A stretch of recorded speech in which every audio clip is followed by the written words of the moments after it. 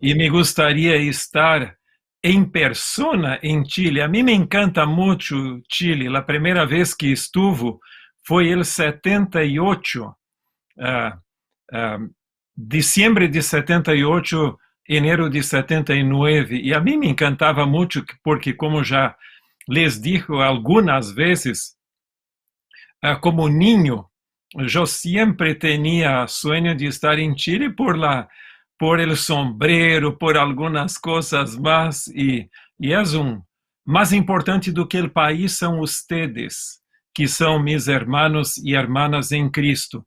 Nosotros vamos a tener ahora la presentación que va a ser de un tema un poquito, como voy a decir así, un poquito controversial, pero estoy a compartir con ustedes la pantalla y el título es El proceso de salvación. Énfasis conflictiva. ¿Por qué conflictiva? Porque existen diferentes interpretaciones. Entonces yo creo que sería bueno que tú y yo tuviéramos una comprensión de este tema para no irmos a la derecha o a la izquierda, como quieres, pero que tengamos una visión equilibrada de este tema tan importante para nosotros.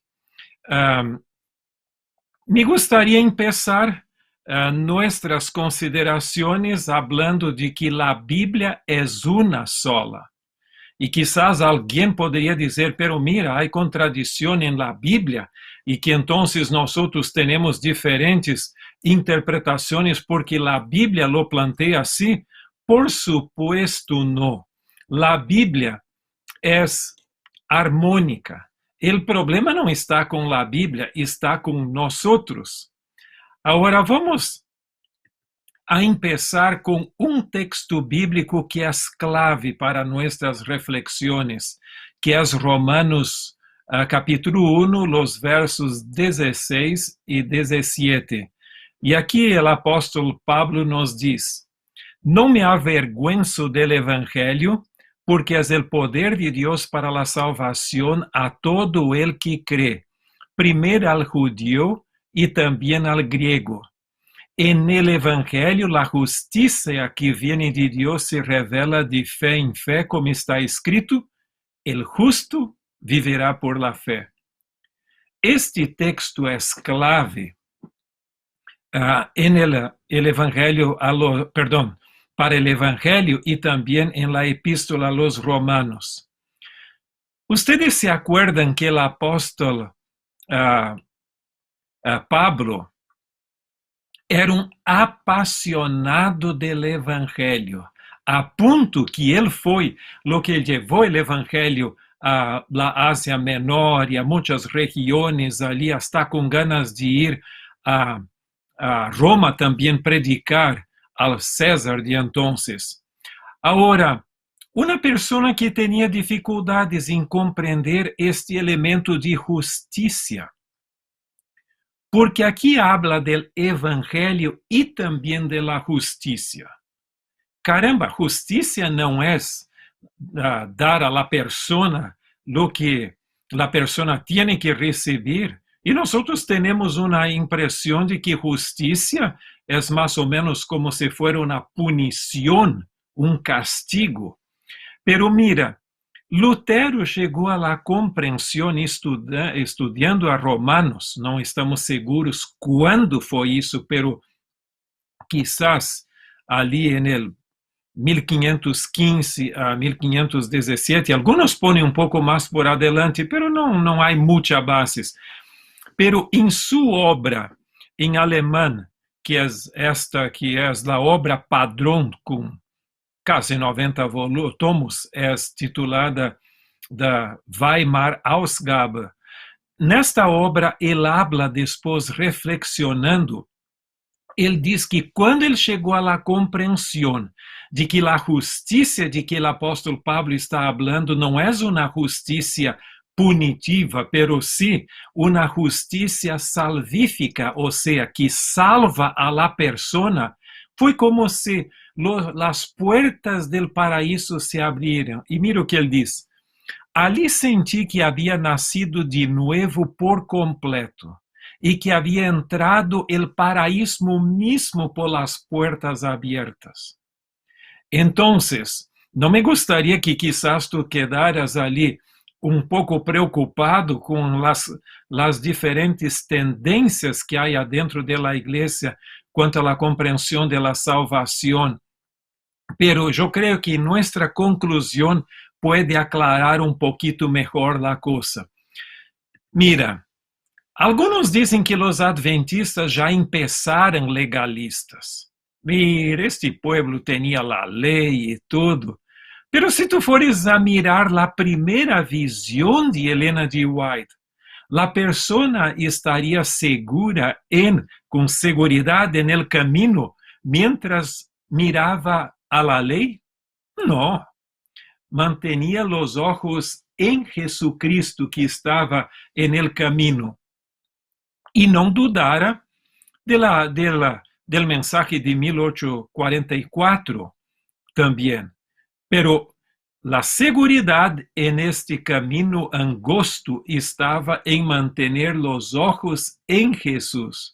E tu sabes que temos aqui en el White State de la Asociación General el original de esta pintura. E como tu puedes estar en un rinconcito o en el otro o por adelante, Jesús siempre te está mirando, semejante a Mona Lisa.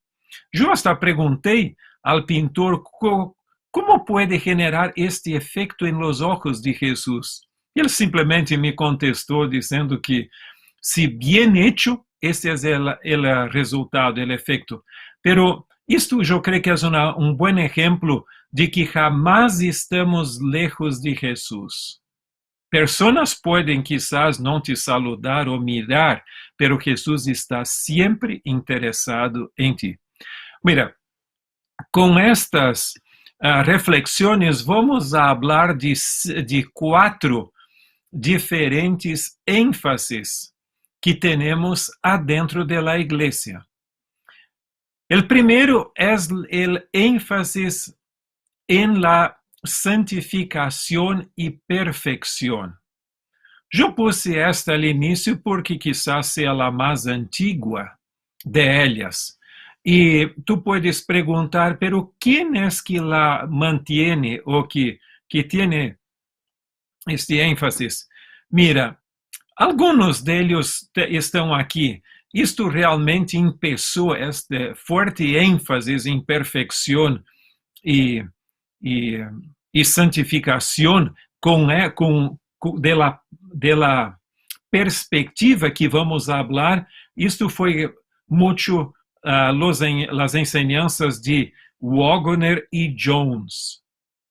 Y claves en este movimiento del mensaje de 1888, como se chama, está também Emil Andresen, que foi o autor do livro El Santuário e sus Servicios, e Herbert Douglas, que escreveu quantidade de livros. Então, há outros, por supuesto. Eu estou solo hablando de los mais importantes que temos aqui em nossa exposición. Ahora, algunos de los libros claves. Tú tienes yo no tuve tiempo de agregar la versión en español publicada por ACES, o castellano, como ustedes prefieren. Esse primeiro saiu publicado em 1937 e tem um capítulo casi al final do livro titulado La Última Generación. Este capítulo é clave para este énfasis. Depois tu tienes en el libro Perfection, The Impossible Possibility, como é o título em inglês, Perfección, la imposible posibilidad. Aqui en este livro tu tienes 2 capítulos também, um de Herbert Douglas e outro de C. Mervyn Maxwell. E este outro livro é o livro clave de Herbert Douglas, Why Jesus Waits. Estou seguro que está disponível em espanhol também. Nesse livro, él habla de la teoría de la sembra, o sea, tú vas a sembrar la semilla y cuando la plantación o la cosecha está lista, entonces, por supuesto, vas a cosechar. Pero en la misma manera, cuando el carácter de Cristo está perfectamente reproducido en nosotros como iglesia, entonces Jesús va a volver. Ahora, para este grupo, por supuesto, Jones y Wagner no estaban vivos, pero para nuestro amigo Andreessen y también Herbert Douglas, que sacó varios libros en contra del Questions on Doctrine, la publicación de este libro, que es conocido como Questions on Doctrine en 1957, es considerado como si fuera la apostasía de la iglesia, o por lo menos del liderazgo de la iglesia. Salió después una edición anotada por George Knight en 2003, y entonces en español, la lengua de los ángeles buenos, nosotros tenemos la versión publicada por Apia, que hoy es IATPA, cambió el nombre, pero en aquel entonces ese era el nombre, y por Gema de México, 2008. Entonces tú tienes ese libro como uno de los clásicos del Adventismo, tomo 2. Quizás algunos de ustedes hasta ya lo leeran. Y alguien podría preguntar, pero ¿cuál es el problema del libro? Mira, la dificultad con este libro es que no tenía un énfasis como Andreessen y los demás tenían en la naturaleza humana de Cristo con tendencia al pecado. Y también la cuestión, por supuesto, de la expiación, porque en el libro se planteaba que la expiación fue completa en la cruz, y hoy en el santuario celestial Jesús está ministrando los méritos de su expiación en la cruz. Ahora, para los pioneros de nuestra iglesia no hubo expiación en la cruz. Expiación es el día de la expiación. Entonces hubo una pequeña confusión sobre ese punto y quizás ustedes ya conocen. Entonces no voy a hablar mucho sobre eso. Si alguien tiene una pregunta, puedo contestar después. Ahora, ¿cuáles son los puntos claves de esta teoría? Bueno, en primer lugar, pone mucha énfasis, aquí hay un pequeño error, en Jesús como modelo de la obediencia. Entonces, y no tanto como Jesús como sustituto a la obediencia. Cuando tú escuchas hablar del mensaje de 1888, es muy probable que la persona tiene este énfasis. ¿Y cuál es el énfasis? Que Jesús vino con la misma naturaleza humana que nosotros tenemos, que tú tienes y que yo tengo, onde la tentación no es solo externa, pero es interna por su propia naturaleza. Ahora, ¿cuál es el problema de esta cuestión? Jesús vino con una naturaleza, por supuesto, después de, como Elena de White dice, 4.000 años de pecado. Pero hay un punto que tenemos que tomar en cuenta. Si pecado no es solo hechos o actos, es también una condición en la cual yo estoy. Y Jesús vino de esta forma. ¿Por qué yo necesito un Salvador y él no? Esta es la cuestión. Y Elena de White es muy clara que con la caída, Adán y Eva empezaron a reflejar la naturaleza de Satanás. No creo que ese es el punto. Y yo estaba hablando una vez con una persona importante en la iglesia sobre ese punto y ella no cambiaba, y entonces yo pregunté a ella, ¿tú crees que Jesús vino con una naturaleza humana espiritual y moralmente caída? E então a pessoa quedou calhada. Eu digo, mira, se esse for o caso, ele necessitaria um salvador para si mesmo. Então, cuide-se que Jesus não vino simplesmente como qualquer um de nós outros. Havia uma diferença. Ele era humano, sofreu as tentações, pero vino com a natureza humana en el sentido físico e em sua forma, sua capacidade mental quizás menor, como Adão depois da caída. Pero en el sentido espiritual e moral, nele não havia pendor para o pecado, como diz Helena de White. A segunda coisa é que para ele os pecados é a transgressão da lei. Perdão, há outro equívoco ali, eu estava terminando a apresentação. Não comi em inglês ali, então deixei um pequeno erro ali. Pero mira uma coisa. Se me escapou esse erro. Mira uma coisa, por supuesto que pecado é transgressão da lei, pero é mais do que isto, é uma condição que por la caída eu estou. Então, como alguns dizem, e hasta os reformadores, não é porque eu peco que eu sou um pecador, pero porque sou um pecador, eu peco. Isso faz toda a diferença. E a outra questão é a teologia da última geração. Para eles, a final vindicação do caráter de Deus vai ser os 144.000 e a última geração. Por supuesto que sim, que cada pecador que chega ao lado de Deus é um testigo e é uma forma de vindicar o poder do Evangelho. Pero não podemos deixar que a vindicação do caráter de Deus seja antropocêntrica. Ela é cristocêntrica. E nada pode reemplazar a vindicação do caráter de Deus em la cruz de Cristo, ou seja, em la vida e morte e ressurreição de Jesucristo. Helena de White hasta diz no comentário bíblico adventista tomo 7 que nós temos uma sola fotografia perfeita de Deus e esta é Jesucristo. Então, há que cuidar-se. Não podemos poner tanto ênfase em la última geração que, por supuesto, tem que viver a lei de Deus, pero nadie reemplaza a vindicação del caráter de Deus em la persona e obra de Jesucristo.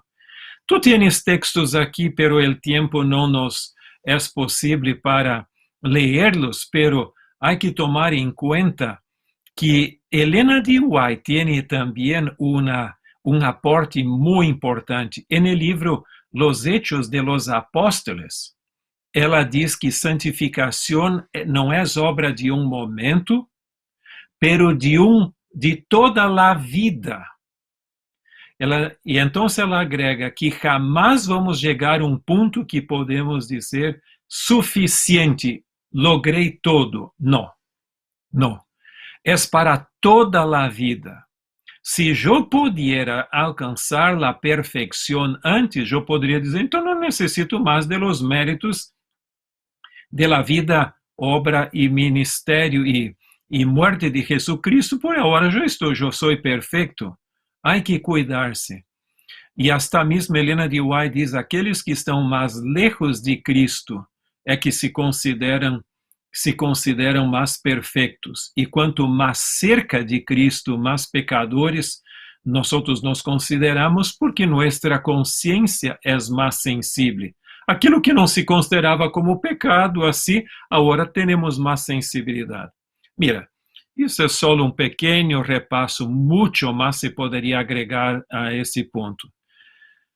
A outra tem ênfase, a segunda é ênfase em la justificação forense. Quizás tu me perguntes, e o que é forense? Viene del fórum. A ideia como, por exemplo, quando tu vas ao fórum, à corte de justiça, ali, La persona que está sendo juzgada, entonces es expuesta ali e chega um ponto em el qual el juez diz que tu estás perdonado ou não tienes culpa mais. Então, para este grupo, a justificação é solo uma declaração de Deus, de la parte de Deus. E entre eles temos algumas pessoas. El padre praticamente de esta teoria em Austrália, e te acuerdas que isto foi uma reação ao perfeccionismo que havia em Austrália, foi Desmond Ford. Desmond Ford, ele tinha esta ideia que nós outros já fomos perdonados em la cruz, tudo que necessitamos é simplesmente aceitar o perdão de Deus.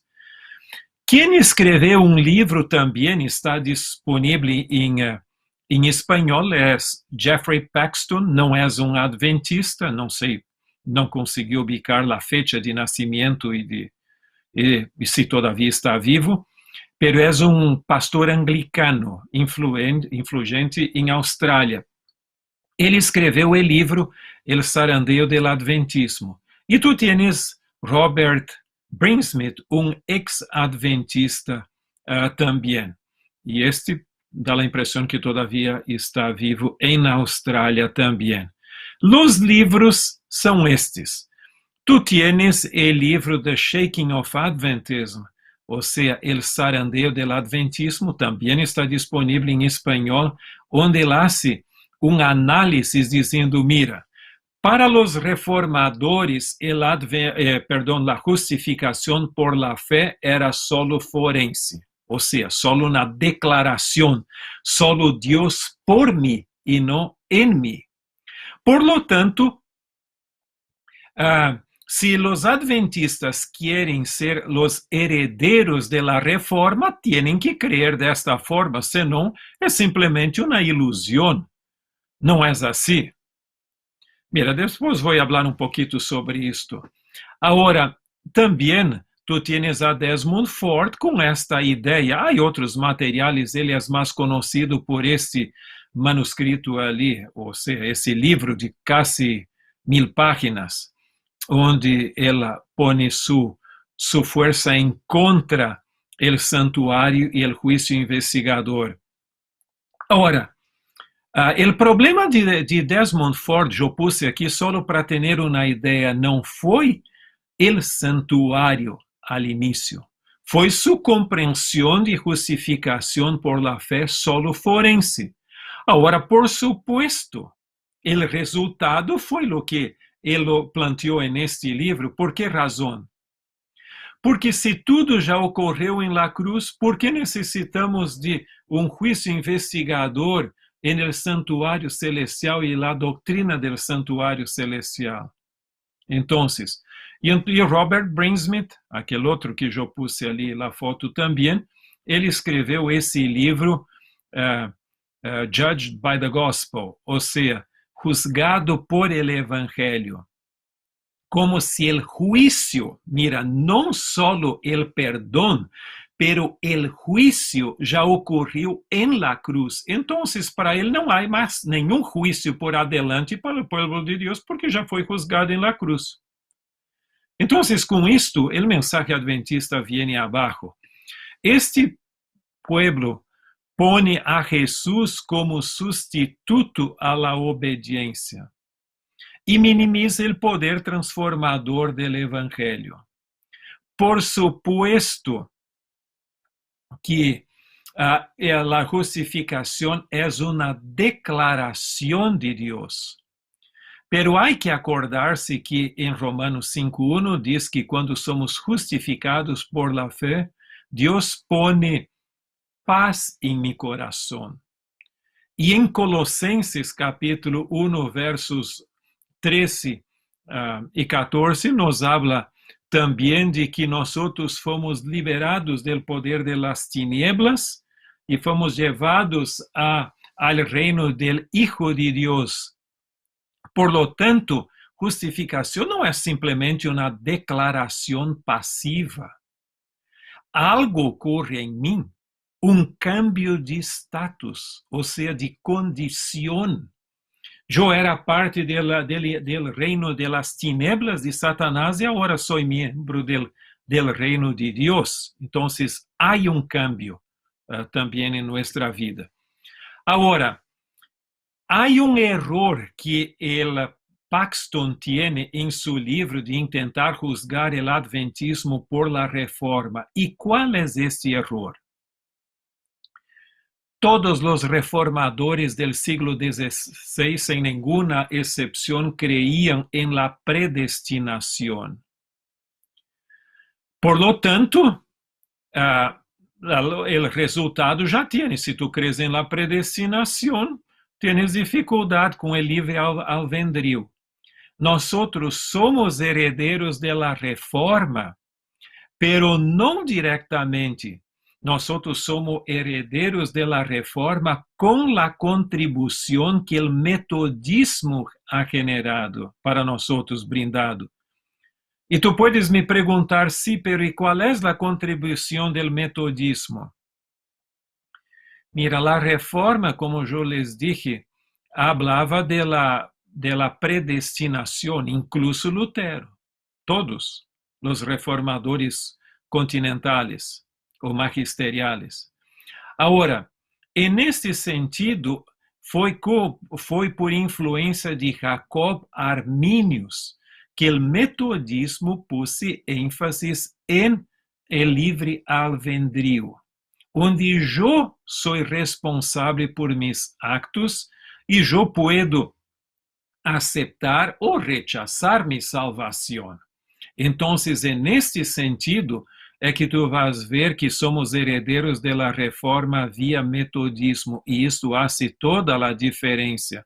Creemos, por supuesto, que o Espírito Santo ha guiado nuestros pioneiros em sua compreensão, pero eles também heredaram de las generaciones passadas elementos de verdade que traeram juntos em um paquete muito mais bíblico em minha compreensão, e imagino que tu também, do que a tradição protestante de sua vez.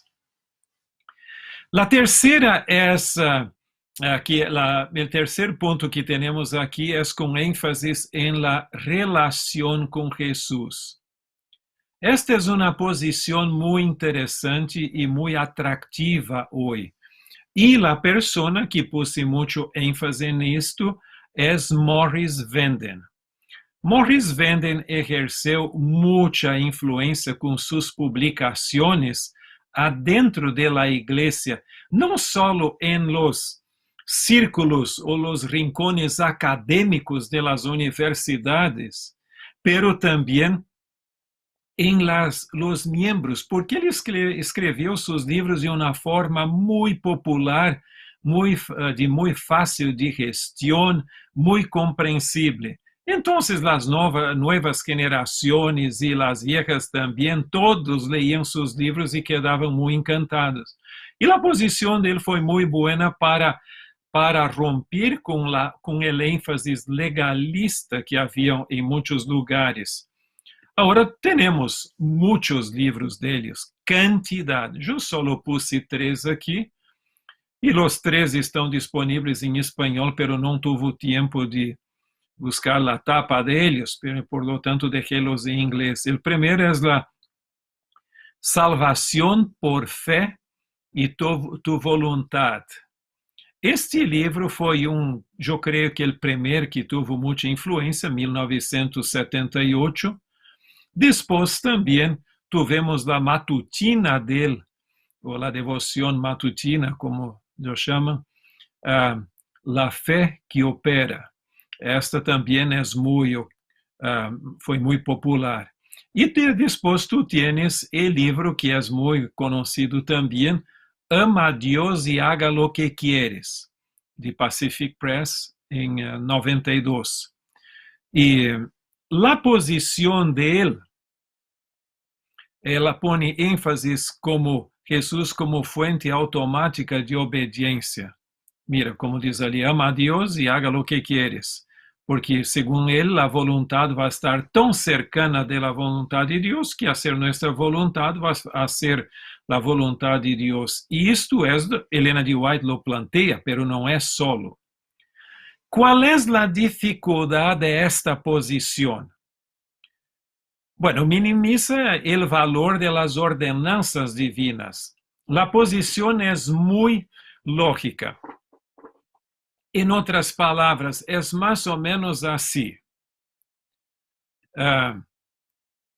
Tú vas en esa posición, déjame solo plantear un poquito allí para quedar claro.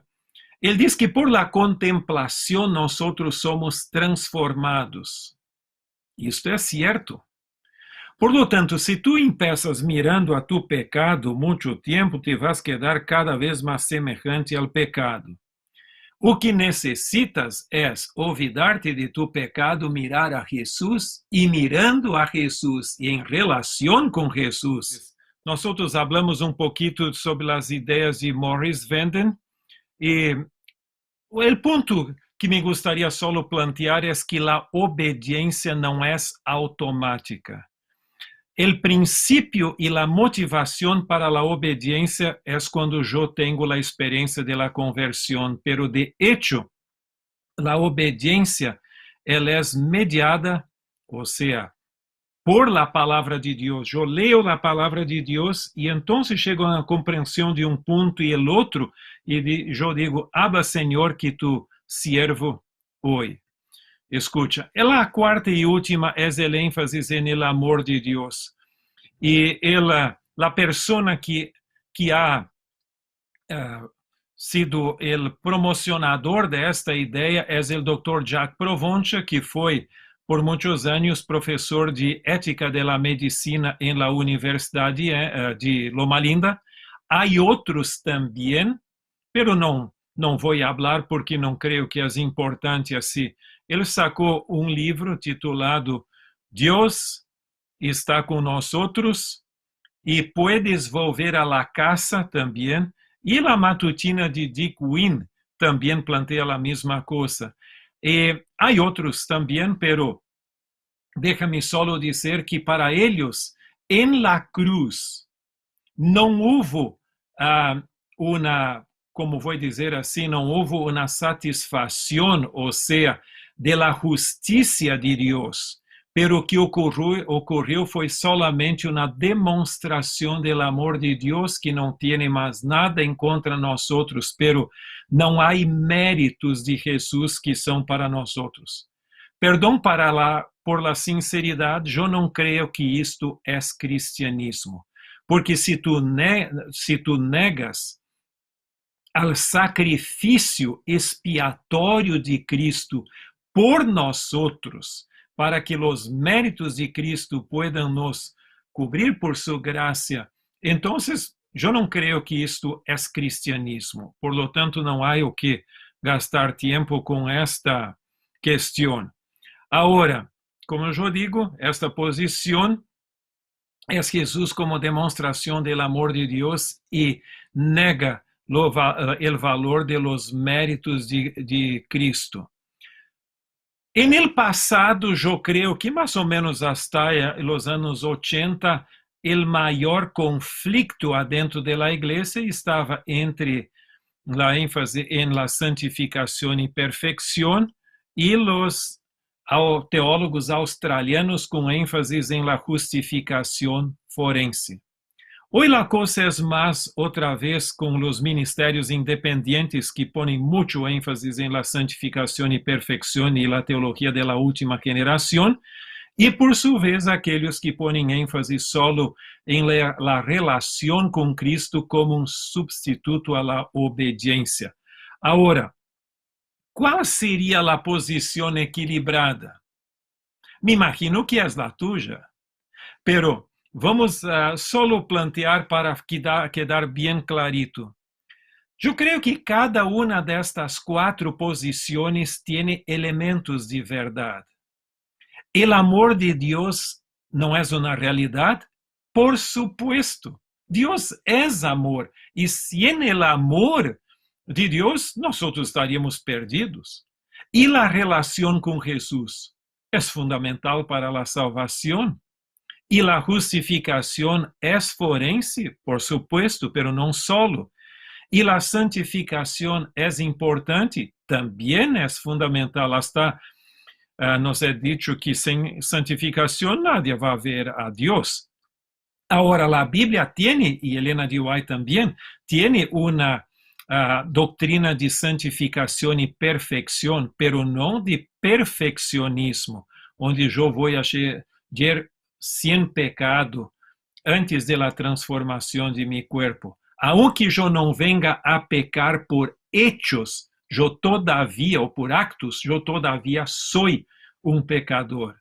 Por lo tanto, se nosotros sacamos el elemento de verdade que cada una dessas teorias tiene, podemos chegar a uma posição equilibrada.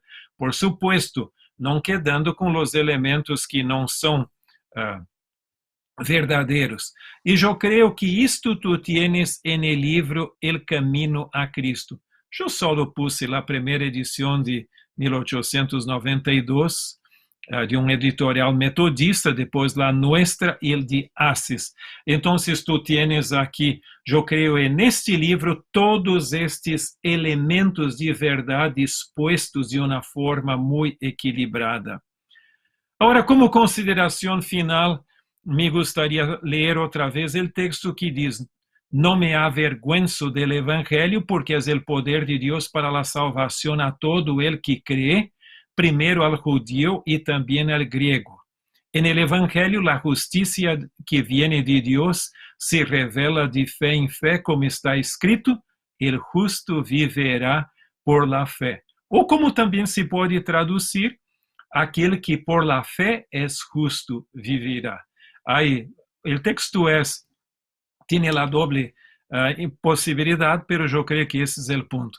E que Deus nos bendiga para que não seja simplesmente uma teoria de salvação e de justificação por la fé, pero uma prática que venga a transformar nossa vida e que seamos salvos para a eternidade.